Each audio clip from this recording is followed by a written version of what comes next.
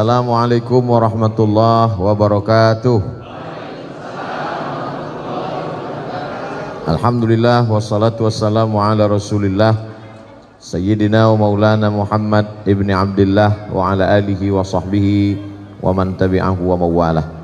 Yang sama-sama kita hormati Bapak Babinsa, Bapak RT, Bapak RW, tokoh masyarakat, para alim ulama, hadirin hadirat.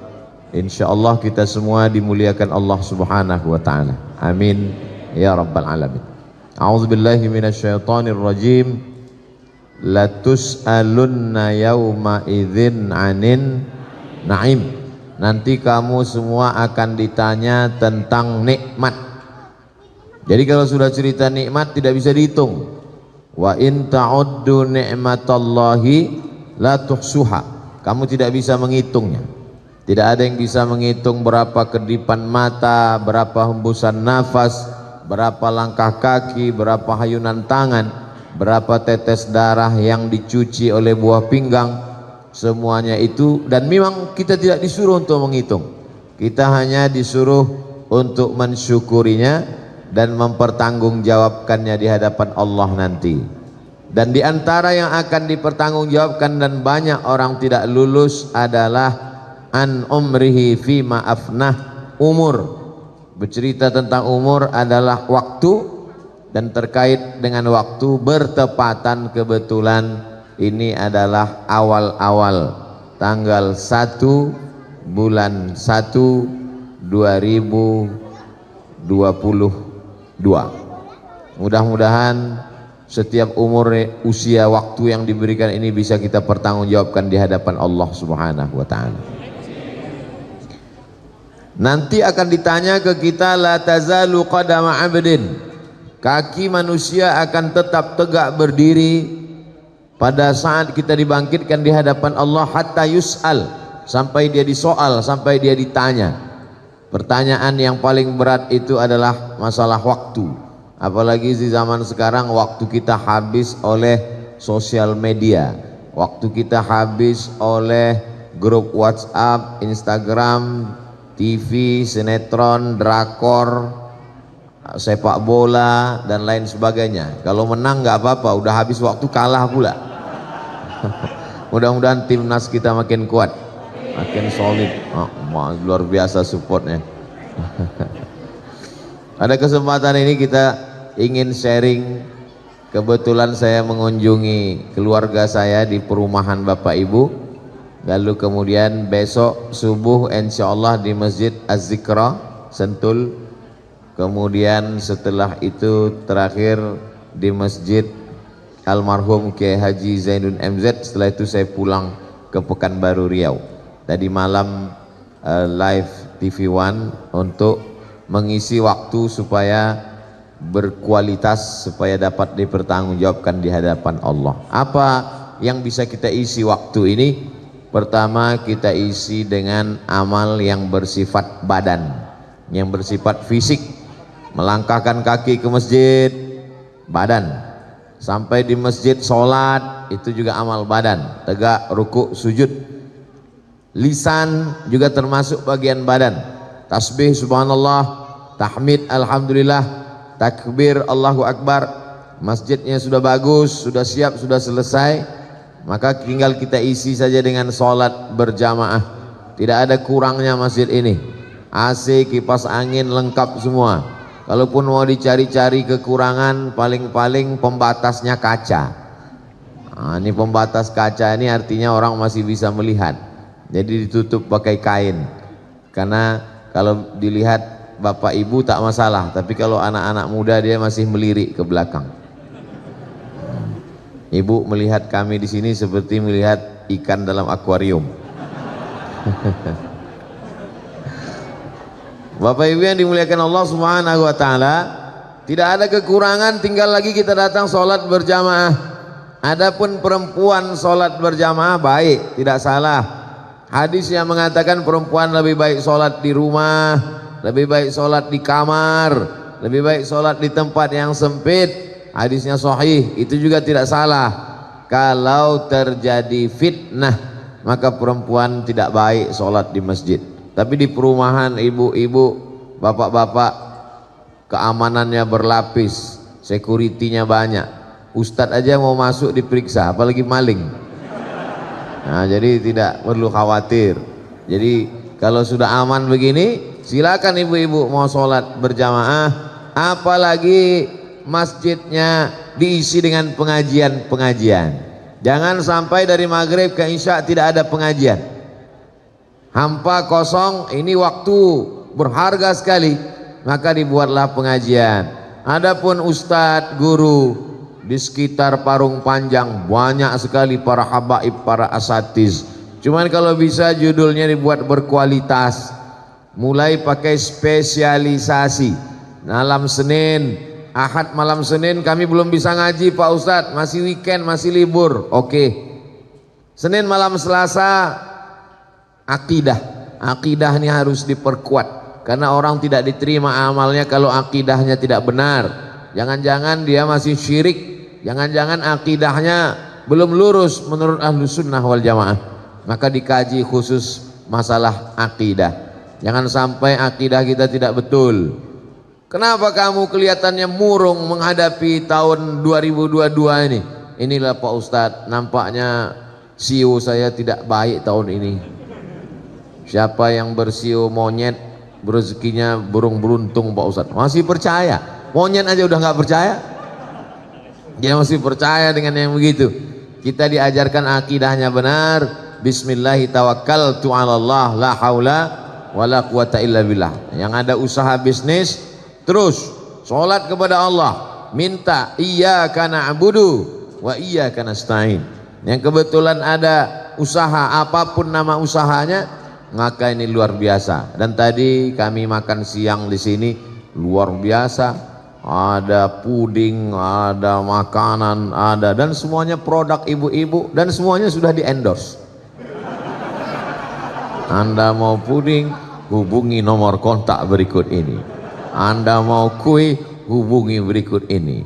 Anda mau teh, hubungi. Sudah, tinggal di share. Bapak-bapak siap-siap nanti sore disuruh share sama ibu-ibu. Nah, ini bagus sekali. Apa bagusnya? Kita tahu siapa yang memasak makanan kita. Khawatir kita jangan-jangan makanan yang kita makan, wah enaknya, rupanya yang masak kukunya panjang 10 cm. Enak karena dakinya banyak. Tapi kalau lingkungan kita orangnya pengajian, halalan thayyibah, membangkitkan ekonomi umat, nah ini amat sangat baik sekali. Ini ada kantong hijau pembagian sembako atau jadi mau keliling pengumpulan infak. Nah, kalau ada yang mengatakan ini sodakoh, jangan. Kalau uang itu namanya infak. Karena kalau nanti dikatakan sodakoh, nanti begitu dibawa orang senyum aja. Karena senyum itu sodakoh. Jadi jangan tulis kotak infak, tapi jangan tulis kotak sodakoh, tapi kotak infak. Silakan jalan Pak. Silakan. Tapi saya khawatir kalau ini kantong hijaunya di sini, memang yang kerja kan Bapak, tapi uang dipegang sama yang di belakang. Nah, di kantong belakang juga dua-duanya dapat. Ini amal juga. Kalau yang tadi saya katakan itu amal badan. Lah kakinya ke masjid, amal badan. Tangannya sedekah, amal badan.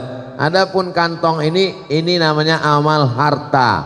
Ini amal harta ini pun juga balasannya luar biasa. Orang yang bersedekah, apa kata malaikat? Allahumma a'ti munfiqan khalafa. Siapa yang bersedekah, berilah dia ganti ya Allah. Bukan doa manusia itu ada dalam Sahih Bukhari. Malaikat yang mendoakan, siapa yang bersedekah, berilah dia ganti ya Allah. Adapun orang yang tidak bersedekah, Allah adil, Allah kirim juga malaikat. Apa kata malaikat untuk yang tidak bersedekah? Allahumma a'ti mumsikan talafa. Yang tidak bersedekah, berilah dia kebinasaan ya Allah. Jadi yang tidak sedekah hati-hati. Mungkin berawal dari mulai sendal hilang sebelah gitu, atau helm mulai hilang aja. Jangan-jangan saya yang kena karena saya tak bersedekah. Jangan sampai saya, Ustadz itu ceramah aja dia tak ada sedekah, panitia segan bawa ke sini.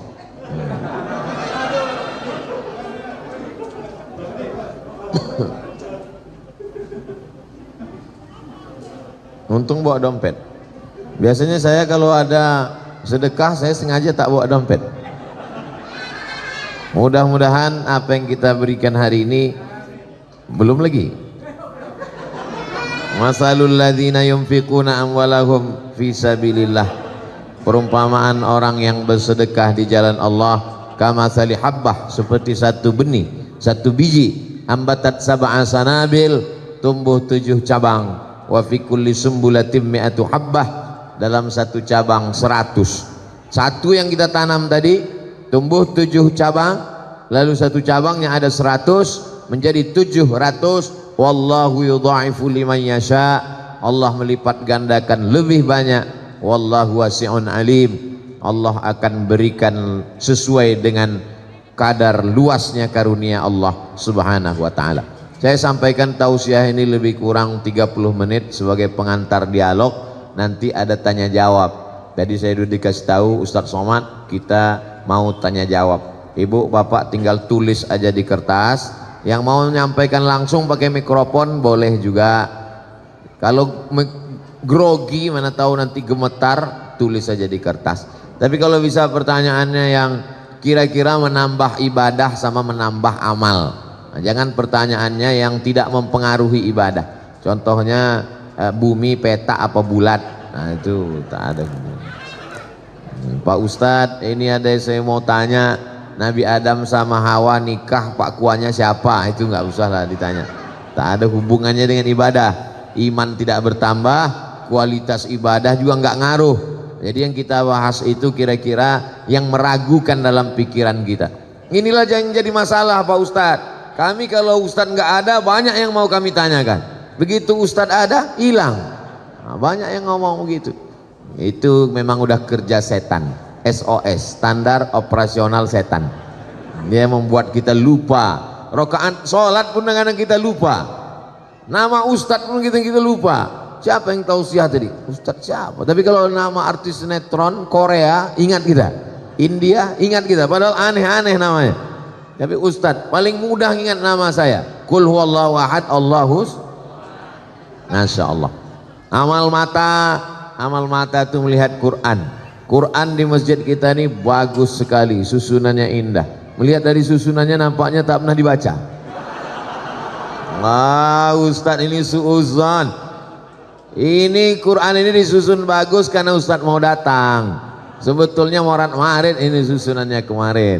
Jadi dari maghrib ke isya, manfaatkan satu malam memperbaiki bacaan. Ada yang mengatakan nama memperbaiki bacaan itu tajwid. Jawwada yujawwidu tajwidan, memperbaiki bacaan. Jaudah artinya kualitas. Ada yang mengatakan tahsin, hasana yuhassinu tahsinan, diambil dari kata hasan, baik. Dua-duanya baik, tahsin baik, tajwid juga baik. Jangan kelahi gara-gara itu. Kamu gimana? Saya tahsin, kamu tajwid. Oh lebih bagus tajwid, lebih bagus tahsin. Terus belum mulai dua-duanya. Nah, ini nggak bagus.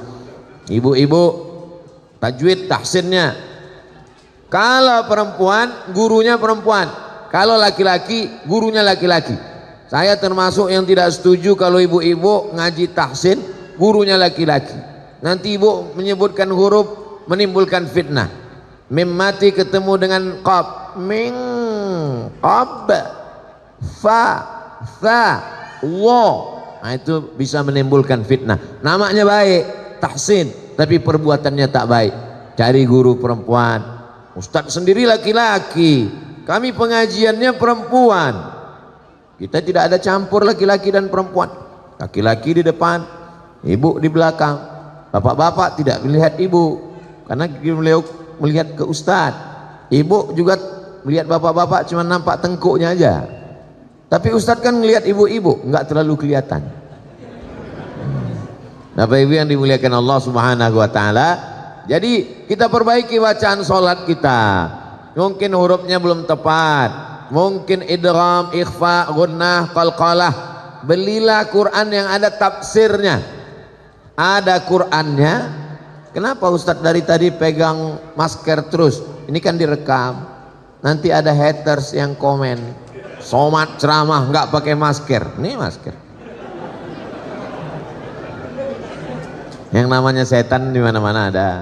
Di YouTube juga ada. Di IG juga ada. Jadi kalau Bapak lihat nanti IG saya komennya macam-macam, itu berarti bukan kata saya. Jamaah yang dimuliakan Allah Subhanahu wa taala, kalau bisa pengajian kita direkam.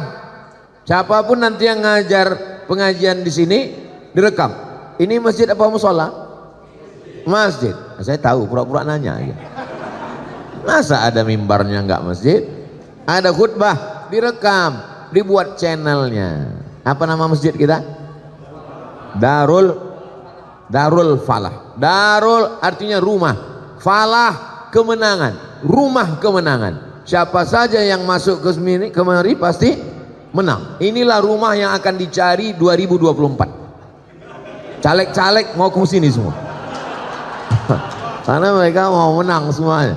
Hati-hati Pak RT, Pak RW, banyak nanti mereka akan datang kemari mau mencari kemenangan. Dan apalagi kalau mereka tahu saya tausiah di sini, mereka mau minta nomor saya untuk kampanye. Jamaah yang dimuliakan Allah Subhanahu wa taala, maka selalu kita dipanggil dalam azan, ayyalal falah, marilah menuju kemenangan. Pedagang yang kaya belum tentu menang, artis yang ganteng cantik belum tentu menang, ibu yang punya usaha bisnis belum tentu menang. Orang yang menang adalah orang yang mampu istiqomah sholat berjamaah. Kadang-kadang anak-anak muda ini luar biasa, lautan kan kuseberangi, bukit kan kudaki, Masjid Darul Falah kulewati. Nah ini enggak betul. Ibu kenapa enggak ke Masjid Darul Falah? Aduh Pak Ustadz, saya mau sholat, terus tangganya banyak, tinggi ke atas, saya sudah rematik. Jamaah maklum, kenapa dia enggak ke Darul Falah? Udah tua, sakit encok tulang. Pas ke mall ketemu, tangganya lebih banyak di mall. Iya Pak Ustadz, tapi di mall ini tangganya jalan. Selalu ada alasan. 1001 dalil kita kemukakan. Kalau orang nggak mau ibadah, dia punya 1002 dalil. Tapi kalau orang punya kemauan, segala penghalang dia akan hilangkan. Karena tujuan dia mencari kemenangan. Kemenangan itu diperoleh orang yang sholat. Orang yang tidak sholat, tetangga saya Pak Ustadz nggak sholat, rezekinya lancar, bisnisnya jalan, umurnya panjang, badannya sehat. Itu bukan nikmat, itu namanya laknat. Laknat kok enak Pak Ustadz? Saya mau laknat aja lah kalau gitu. Itu namanya istidraj. Istidraj artinya azab yang tertunda. Allah sudah siapkan dia azab, tapi ditunda, diulur dulu dengan nikmat. Saumli lahum, aku ulur dia. Umurnya ku buat panjang, badannya ku buat sehat, rumahnya ku buat mewah, mobilnya ku buat mahal. Inna kaidi matin, tipu dayaku amat sangat kuat. Sebagaimana mereka menipu Allah, maka mereka pun ditipu Allah dengan kenikmatan, padahal semuanya itu adalah azab. Mudah-mudahan kita selamat dari tipu daya ini insyaallah. Saya yakin dan percaya Bapak Ibu, tadi saya tempat nanya sama Pak RT, berapa rumah di sini Pak RT? Berisi semua rumahnya. Berisi Ustadz Somad. Berapa semuanya? 200 kakak Pak Ustadz. Nah, saya mau hitung. Oh ini udah hadir semua. Masa segini 200 Pak Ustadz? Ini perwakilan-perwakilan. Sekarang lagi musim ngirim perwakilan. Masih syukur. Saya pernah ceramah di musola, isinya 7 tahun ke bawah sama 70 ke atas. Yang satu sangat ribut, yang satu nggak bersuara sama sekali. Kalau saya tanya, bapak-bapaknya kemana? Sibuk main gaple. Ibu-ibunya mana? Arisan sama sinetron. Tinggal anak-anak yang dikirim perwakilan. Nanti pulang cerita sama orang tuanya. Tadi Ustadz bicara sama, apa katanya? Orang tua yang nggak ke masjid masuk neraka.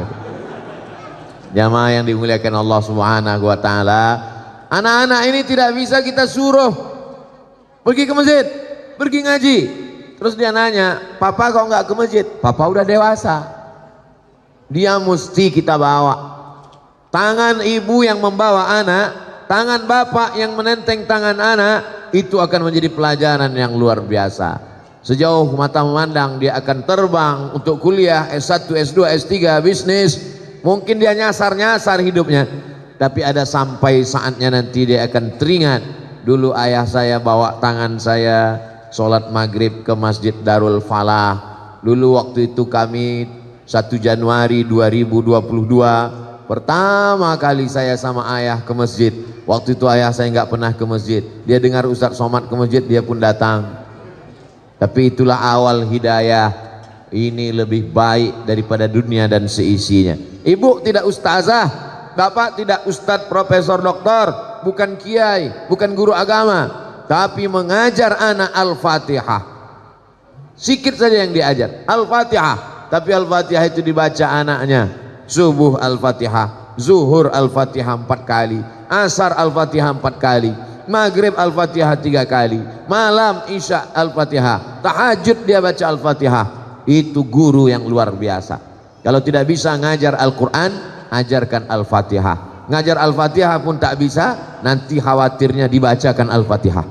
Yang paling menakutkan, tidak dibacakan oleh anak-anak Al-Fatihah. Dulu orang meninggal masih dibacakan doa, dibacakan Al-Fatihah. Kita khawatir saat kita tidak mengajarkan Al-Fatihah, ketika kita mati dikirimkan lagu pop sama dangdut, baru tahu. Ceramah Ustadz mana mungkin terjadi, sudah terjadi sekarang. Kita tonton di televisi, orang meninggal dikirim lagu. Nauzubillah. Ini zaman dulu sesuatu yang aneh, sesuatu yang diragukan untuk dilakukan orang, tapi dilakukan orang zaman ini. Apalagi ini dekat dengan ibu kota Jabodetabek, penduduknya 10 juta orang, dengan tingkat kerumitan dan tingkat luar biasa. Di sana banyak ulama, banyak kajian, juga banyak perbuatan maksiat tersedia. Kalau tidak kuat kita imbangi ini, maka kita akan hanyut dengan air deras yang luar biasa. Jadi, apalagi dekat sungai kan, di depan the river, ini sungai ini. Dulu empang ini Pak Ustadz, sekarang jadi river, sungai. Ini semua menjadi ujian bagi kita. Tapi indahnya hidup itu kalau ada ujian. Ujiannya berat S1, ujiannya agak berat S2, sangat berat S3. Saya nggak mau yang berat Pak Ustadz, TK. Jadi kualitas hidup itu selalu ada. Ini setelah Covid ini banyak sekali penderitaan Pak Ustadz. Bisnis saya macet Pak Ustadz. Akhirnya kami online. Online ini pun ternyata Covid menyerang online juga Pak Ustadz. Kita masih ada tempat bergantung. Inna salati wa nusuki wa mahyaya wa mamati lillah. Adukan kepada Allah, jangan adukan ke teman. Kita adukan ke teman, dijadikannya bahan update status dia. Di fotonya kita, di update-nya, temanku sedang susah, tolong kirim Al-Fatihah. Jamaah yang dimuliakan Allah Subhanahu wa taala, pada kesempatan yang baik, bertemu dengan orang baik, berada di tempat yang baik, mari kita tingkatkan kualitas. Man kana yaumuhu khairum min amsihi. Siapa yang hari ini lebih baik daripada hari kemarin, fahuwa rabih, itu orang beruntung. Man kana yaumuhu mithla amsihi. Siapa yang hari ini sama saja seperti hari kemarin, fahuwa khasir, dia rugi. Kalau kemarin baik, hari ini baik, masih rugi. Man kana yaumuhu syarrun min amsihi. Siapa yang hari ini lebih jelek daripada hari kemarin. Tahun yang lalu alhamdulillah Pak Ustadz, suami saya sholatnya 5 waktu. Sekarang Idul Fitri sama Idul Adha itu pun cuma mau ngambil daging kurban. Nauzubillah. Man kana yaumuhu syarrun min amsihi. Siapa yang hari ini lebih jelek daripada hari kemarin, fa huwa mal'un, dia dilaknat oleh Allah Subhanahu wa taala. Laknat artinya ba'idun 'anir rahmah, jauh dari rahmat Allah Subhanahu wa taala. Di antara ibu-ibu mesti ada watawasau bil haq, watawasau bisab, saling nasihat menasehati. Antara yang jilbab pendek dengan yang jilbab panjang saling menasehati, jangan kelahi. Karena kalau yang jilbab pendek ngejek jilbab panjang, yang jilbab panjang ngejek yang jilbab pendek, yang ketawa yang nggak pakai celana. Saling menasehati, watawasau bil haq, watawasau bisab. Ibu-ibu mesti buat pengajian khusus habis asar hari Jumat. Kenapa pilih habis asar? Waktunya kosong, luang. Kalau habis maghrib mungkin suaminya baru pulang. Kalau habis subuh mungkin mau masak sarapan kerja, anak mau pergi sekolah. Dibuat habis asar, hari Jumat waktu mustajab berdoa untuk pengajian di masjid tentang tata cara berwudu, tentang tata cara membasuh baju suami, jangan sampai masuk di dalam mesin cuci baju koko suaminya, kain sarungnya, mukenanya, tapi di situ ada juga celana anaknya yang habis kena air kencing najis. Mohon maaf, hanya tinggal dimasukkan lalu disiram air, lalu dihidupkan mesin cuci, setelah itu langsung dijemur, tidak dibilas, tidak dicuci dengan air yang suci mensucikan. Najis, sarungnya dipakai sholat, tidak diterima karena bernajis. Baju kokonya dipakai ke masjid, tidak diterima. Tadi kamu cuci ini, iya, tidak dibilas, enggak. Kenapa enggak dibilas? Ya tertulis di situ, sekali kucek tanpa bilas. Kita korban iklan, padahal ini adalah mesti dicuci dengan air yang mensucikan, disiram. Nah, ini nampaknya sepele, tapi bagi seorang perempuan dia mesti tahu. Saya nggak nyuci sendiri Pak Ustadz, saya punya pembantu. Saudara kita, mereka bukan budak kita, mereka adalah orang baik, dikirim Allah bersama dengan kita, membantu keluarga kita, maka kita perlakukan mereka dengan baik. Boleh jadi kita masuk surga karena syafaat dari mereka, karena orang beriman juga bisa memberikan syafaat kepada saudaranya. Jangan sepelekan orang, jangan remeh-temehkan orang. Ada satu perbuatan yang tidak bisa ditebus dengan infak, zakat, wakaf dan sedekah, yaitu perbuatan zalim. Ittaquz zulma, jangan zalim, jangan aniaya orang. Supirmu, drivermu, securitymu, babysittermu, tukang masakmu, tukang setrikamu, pembantumu, mereka akan menuntut di hadapan Allah Subhanahu wa taala. Ada orang yang sholatnya banyak, puasa sunatnya rajin, infak wakaf sedekahnya luar biasa, tapi ternyata zalim, aniaya pada orang. Semua orang yang dia aniaya berbaris menuntutnya di hadapan Allah. Yang satu mengambil pahala sholatnya, yang satu mengambil pahala sedekahnya, yang satu mengambil pahala haji dan umrahnya, habis semuanya. Sementara orang masih panjang mengantri, diambil dosa mereka, ditimpakan kepada dia, summa turiha finnar, dimasukkan dia ke dalam neraka. Inilah orang yang masuk neraka bukan karena tidak sholat, bukan karena tidak puasa, bukan karena tidak bersedekah, tapi karena zalim dan aniaya. Makanya saya selalu kalau menyampaikan tausiah, saya takut jamaah tersinggung perasaannya. Selalu saya katakan, kalau ada kata-kata saya bertentangan dengan hati jamaah, menyinggung perasaan jamaah, maukah jamaah memaafkan saya? Mau, lebih baik minta maaf di dunia daripada minta maaf di akhirat. Karena mencari orang sulitnya luar biasa, mencari bapak ibu nanti di akhirat payah. Maka kita cari di dunia. Nabi saja minta maaf. Nabi naik ke atas mimbar, apa kata Nabi? Man kuntu jalattu lahu zahran fahadha zahri. Siapa yang pundaknya pernah aku cambuk, aku sakiti, silakan balas, ini pundakku. Man kuntu syatamtu lahu irdan fahadha irdi. Siapa yang pernah aku sakiti hati perasaannya, ini harga diriku, silakan balas. Siapa yang pernah aku pinjam hutang piutang, aku pakai uangnya, maka tuntutlah kepadaku. Sahabat Nabi pun meminta Nabi membayar. Innalaka alayya thalatha darahim, kau ada utang 3 dirham ya Rasulullah. Kata Nabi, idfa ya fadal, wahai fadal, tolong bayarkan. Nampaknya sepele, tapi kita akan memikul kecurangan kita pada hari kiamat. Akan kita bawa. Wa may yaghlul, siapa yang curang, tipu, bohong, dusta, minjam tidak kembali, betapa malunya kita nanti di akhirat. Ada yang memikul panci karena lupa dikembalikan, memikul rantang yang sepele-sepele. Ah, itu kan sepele Pak Ustadz, masa minjam pulpen pena pun nanti akan dipikul juga. Famay ya'mal mithqala dzarratin khairan yarah. Sebesar biji sawi, sebesar ujung rambut, kita akan dituntut di hadapan Allah Subhanahu wa taala. Tadi saya mulai jam 4, sekarang jam 4.30. Ustadz nanti menjawab pertanyaan. Saya jawab pertanyaan yang bisa saya jawab. Yang tak bisa saya jawab, saya bawa pulang ke Pekanbaru. Nanti saya jawab di rumah, direkam pakai kamera, disilakan tonton di channel Ustadz Abdul Somad Official, subscribe, like, share, and comment.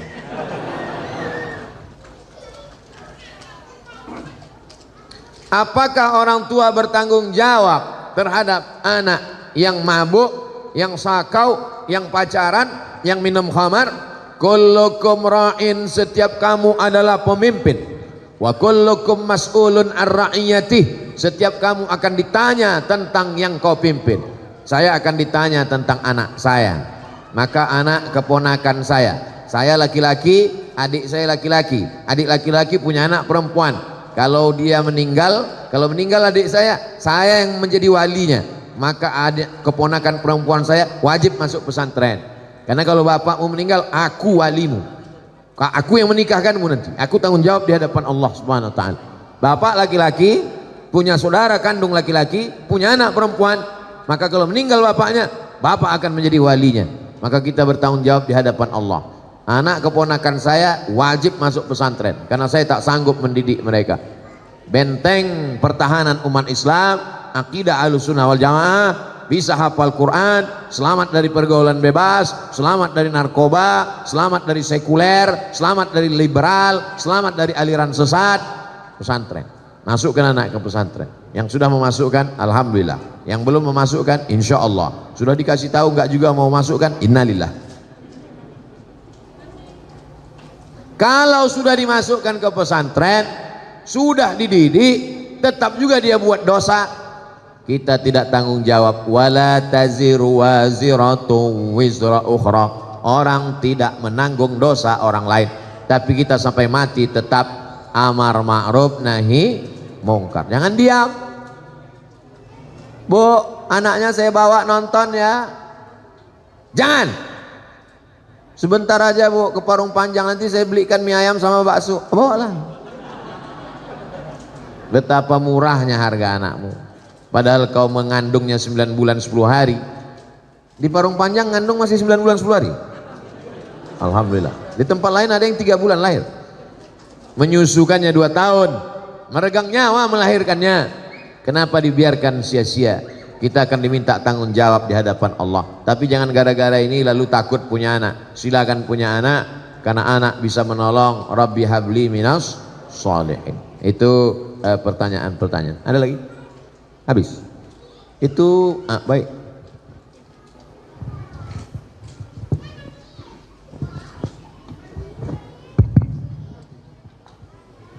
Assalamualaikum Ustadz Abdul Somad. Pertama-tama saya meminta tausiah ini diijazahkan, khususan buat saya, umumnya buat jamaah ini, untuk diambil ilmunya Ustadz. Terus yang saya mau tanyakan gini Ustadz, kita ini tinggal kan di lingkungan itu sangat heterogen Pak Ustadz,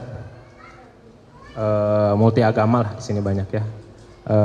Ini pertanyaan pribadi gitu. Saya itu tinggal benar-benar kanan kiri nempel tembok itu Nasoro. Niat saya bukan takabur. Saya pengen mungkin ini ibadah saya gitu. Saya pengen memperlihatkan adab sama akhlak orang Muslim tuh seperti ini gitu. Jadi biar tidak termakan ya sekarang metaverse ya. Gimana adab saya terhadap tetangga saya yang bertempelan tembok, kebetulan dia Nasoro, qadarullah dia miara makhluk najis juga. Terus saya punya anak kecil, saya pengen berhubungan baik sama beliau. Kadang kita juga berbagi makanan gitu, tapi saya tahu gitu tetangga saya ini makanan yang tidak halal gitu. Gimana cara adab saya Ustadz? Sodako. Bismillah. Saya bertetangga dengan non-muslim sampai kelas 6 SD. Setelah itu orang tua saya pindah, tapi hubungan saya sampai hari ini baik. Masih WA, masih kirim-kiriman. Ada rumah Quran di daerah itu, perlu bantuan semen. Yang WA saya yang non-muslim tadi. Ustadz Somad, dekat rumah kita ada rumah Quran. Sekarang sedang pembangunan. Ada orang di Jakarta mau dapat jadwal ceramah TNI melalui yang non muslim tadi. Jadi hubungan kami tetap baik dalam hubungan sosial, tapi dalam hubungan akidah, wala ana abidum ma'abadtum wala antum abiduna ma'abud lakum dinukum wadi. Dulu kalau hari raya dia kirim kami makanan, tapi dia tahu kita tidak makan makanan dia kasih kuehnya kue kotak, kue bungkus pabrik halal, minuman kaleng. Kita saling menjaga. Sebetulnya yang merusak ini provokator. Medsos ini luar biasa fitnahnya. Adapun bertetangga menjaga adab, justru dia masuk Islam karena adab itu. Ada seorang imam namanya Imam Al-Hasan Al-Basri, meninggal tahun 110 Hijrah, punya tetangga non muslim. Rumah tetangganya di atas bukit, dia di bawah. Lalu kemudian suatu ketika Imam Hasan Al-Basri sakit. Tetangga yang non muslim masuk menjenguk ke ruang tamu.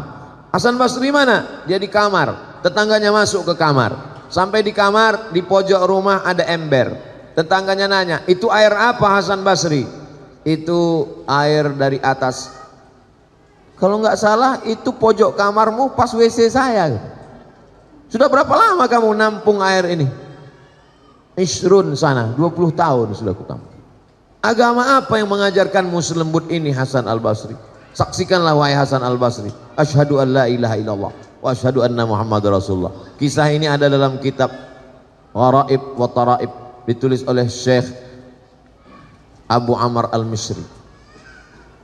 Sa'ah wa sa'ah, Gharaib wa Taraib, kejadian-kejadian unik dalam sejarah Islam. Masuk Islam bukan karena dia ajak masuk Islam, kalau tak masuk Islam neraka jahanam. Masuk Islam karena tersentuh hatinya. Orang kalau sudah kau sentuh tepat di hatinya, dia akan jadi milikmu untuk selamanya. So sweet. 20 tahun menahankan itu, buahnya ada tetangga masuk Islam. Kita kadang dia baru salah parkir sekali sudah keluar kebun binatang dari mulut kita. Dia punya anjing, lebih galak pula mulut kita dari anjingnya lagi. Adapun dia punya anjing, kita usahakan bagaimana caranya, apa pantang yang membuat kira-kira anjing itu tak masuk ke halaman kita. Karena kalau sampai air liurnya basah, kalau kering sama kering tak apa, tapi kalau sampai basah sama kering maka mesti dibasuh 7 kali. Kalau sampai anjing itu mengeluarkan air liur di halaman, lalu kemudian halamannya itu anak kita jalan kena kakinya, mesti kita siram kaki anak kita itu 7 kali dengan air, salah satunya dengan air yang dibasuh tanah. Kalau di sini ada tetangga punya anjing, sementara kita tidak punya pagar, mesti izin ke developer atau ke lingkungan, mesti pagar. Karena kalau tidak anjingnya apa kan akan masuk. Atau dibuatkan aturan, siapa yang melihara anjing mesti di dalam rumah dia. 2 kemungkinan, anjing itu mesti di rumah dia atau rumah kita berpagar. Karena kalau tidak mau tak mau anjing masuk. Karena anjing tidak bisa baca, kecuali kita bilang anjing dilarang masuk. Kita mesti menjaga ini hidup bertetangga, karena kalau tidak ini akan merusak tatanan sosial kita. Mudah-mudahan akhlak kita membukakan pintu hidayah untuk mereka. Ayyadiyallahu bika rajulan wahidan, satu orang dapat hidayah karena engkau, khairum min humurin na'am, lebih baik daripada kau memiliki dunia beserta isinya. Tentang ijazah, ajaztukum jami'a marwiyati wa muallafati wa muhadarati, aku ijazahkan semua kajian-kajian, riwayat-riwayat hadis dan zikir, semua ceramah-ceramah, yang buku-buku yang sudah kusampaikan selama ini kepada seluruh jamaah Masjid Darul Falah yang hadir pada saat ini. Asa an tanfa'ana fid dharaini, mudah-mudahan bermanfaat untuk kita dunia akhirat. Amin ya rabbal alamin. Baik, terakhir.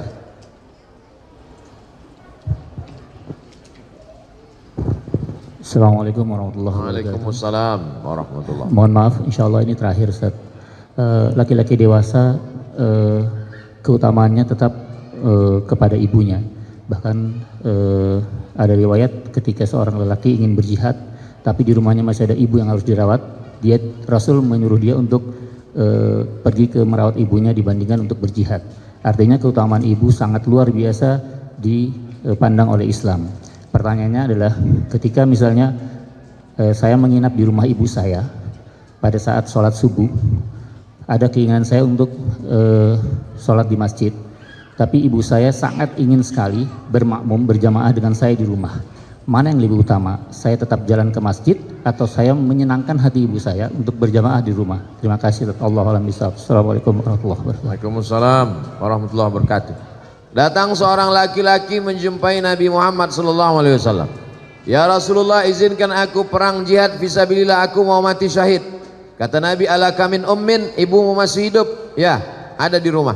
Ilzam rijlaiha fasammal jannah, kau urus tapak kakinya, kau dapati surga di sana. Kalau telapak kakinya kau urus, kau dapat surga. Apalagi kalau kau urus kepalanya, tangannya, badannya, makannya, pakaiannya. Yang masih punya ibu, bersyukurlah. Kalau ibunya sudah meninggal, bersedekah. Saat ummi matat, emakku sudah mati ya Rasulullah, afa tasaddaqu anha, kalau aku bersedekah apakah pahalanya sampai untuk almarhumah? Kata Nabi, sampai. Ayu sadaqatu afdal, sedekah apa yang paling afdal? Saqyul ma, memberikan air minum. Bapak ibu yang sanggup belikan air minum kotak, sedekahkan untuk pengajian. Yang tak sanggup, buatkan sumur bor. Oh, lebih mahal Pak Ustadz. Rame-rame, satu sumur bor 2 juta, iuran dengan keluarga di pondok pesantren, mengalir pahalanya. Bagaimana kalau ibu di rumah, nginap di rumah ibu, ibunya mau sholat subuh berjamaah, sementara anaknya mau sholat subuh ke masjid? Menurut mazhab Hambali, sholat subuh berjamaah, sholat berjamaah ke masjid hukumnya wajib. Berbakti kepada orang tua juga wajib. Kalau ketemu 2 yang wajib, bagaimana? Lihat, di rumah itu ada tak orang lain? Kalau di rumah itu anaknya 10, perempuan 9, 1 laki-laki, maka dia tetap pergi ke masjid. Maka nanti setelah pulang ke masjid, dia tetap berbakti kepada ibunya. Tapi kalau dia anak tunggal satu-satunya, tak ada pembantu dan siapapun juga dalam rumah itu, kalau dia pergi dikhawatirkan terjadi sesuatu, maka yang wajib ini lebih dikedepankan daripada dia pergi ke masjid. Menurut mazhab Syafi'i, sholat berjamaah ke masjid fardu kifayah. Menurut mazhab Maliki, sholat ke masjid adalah sunnat muakkad. Andai bertemu 2 yang wajib, maka dilihat mana yang lebih kuat di antara keduanya. Kalau anak tunggal sendirian, tak ada orang lain yang menjaga, maka wajib kau bersama ibumu, karena dikhawatirkan akan terjadi sesuatu. Sedangkan di masjid sholat berjamaah tetap ada imam dan makmum, sehingga sholat tetap terlaksana. Kalau sampai masjid Darul Falah ini kosong, tidak ada orang sholat berjamaah, satu perumahan ini istahwadat alaihimus syayatin, satu perumahan ini diganggu setan. RT-nya kesetanan, RW-nya kesetanan, masyarakatnya kesetanan. Insya Allah kita sholat berjamaah di masjid. Amin ya rabbal alamin. Untuk segala kebaikan, mudah-mudahan kita semuanya istiqomah, menjadi lebih baik daripada sebelumnya. Yang sakit-sakit diangkat penyakitnya, yang terlilit hutang ditolong lepas dari riba, anaknya menjadi anak yang soleh dan solehah, keluarganya sakinah mawaddah warahmah. Ala hazihin niyah, al-fatihah. A'udzubillahi minasyaitonir rajim. Bismillahirrahmanirrahim. Alhamdulillahi rabbil alamin. Arrahmanir rahim, maliki yaumiddin. Iyyaka na'budu wa iyyaka nasta'in. Ihdinas siratal mustaqim, siratal ladzina an'amta 'alaihim ghairil maghdubi 'alaihim waladdallin.